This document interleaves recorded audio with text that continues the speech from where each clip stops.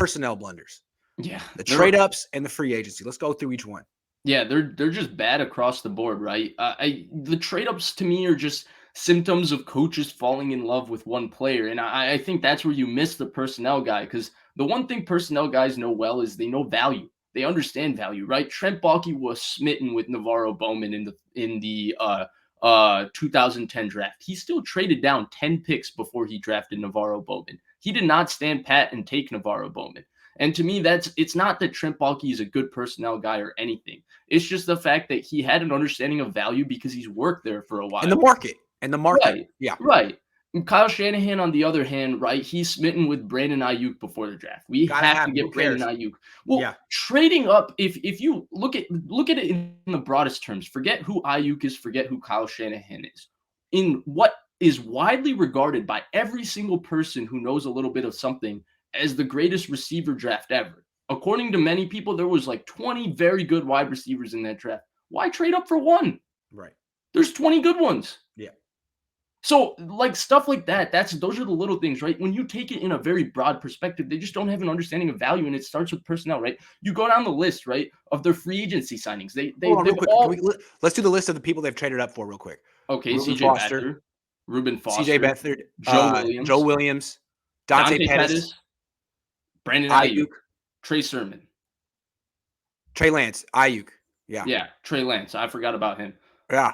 Right now the jury's still out on Lance. The jury's still technically out on Ayuk, who knows? And the jury's still technically out on Sermon, but the rest are 0 for 5. There hasn't been like an overwhelming success here. Every single time they do it, it's like Kyle Shanahan holds I don't know what it is, but loses his interest in love quickly. with one player, right?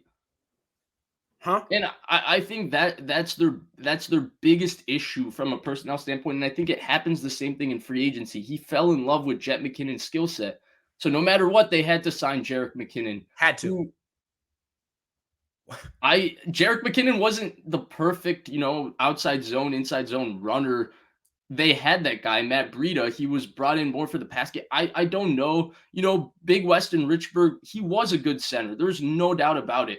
But his injury history and his concussion issues with the Giants were well documented. And he had 2 serious injuries with the 49ers that ultimately ended his career. You can't call it a bad signing technically because they nailed the player, but then they missed the big entire perspective on paying that much money to a player with a history. And that's really what it comes down to. Paid a lot of money to Pierre Garçon, who was at the end of his career.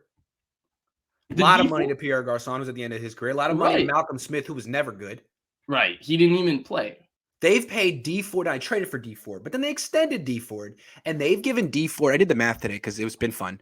I had a little time. Niners with the day off. $100,000 to snap so far. He could get more. If I could make $100,000 in a year at any point in my life, I'll be happy. I'm hoping it's soon, but I'd be happy. $100,000 to snap, like he's on the field. It's a screen to the other side. That's $100,000. And look, it's a lot of money. And again, D Ford is the same case as Weston Richburg, right? You could go back and say, well, the player is really good. No doubt about it. Not a soul would tell you that D Ford isn't a phenomenal player. But there's a reason that he fell in the draft a little bit, despite being a very good player out of Auburn. Because there was a question about his contract. And again, like, Kyle, you think you know D Ford better than the Chiefs do? Like, you know DeForest Buckner, and that's not who you want. You want D Ford, who you don't know and has an injury. Doesn't make sense. Yeah, and I think these are the personnel issues, right? It's not so much the identifying of talent because everybody's inconsistent with that. It's how are you valuing talent and how much assets are you allocating towards How well do you really know the market? How well? Exactly. Because there are people who do this for a living, Kyle. And I know you want to do it, but you got to show that you can do it as well as people who've dedicated their whole life to learning the art of it because it is an art.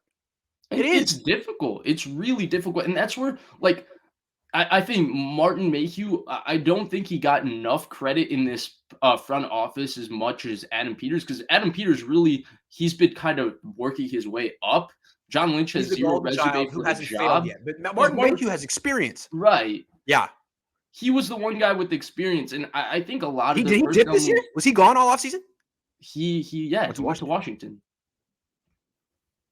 Good point. When did he leave? Early offseason, huh? Yeah. Did he leave before they traded up? I think so. Maybe he was like, you know what? I don't want to be part of this. No, I don't think it was Martin Mayhew. Interesting. I forgot about him. He followed me on Twitter and then unfollowed me for a little bit. I had that going for me.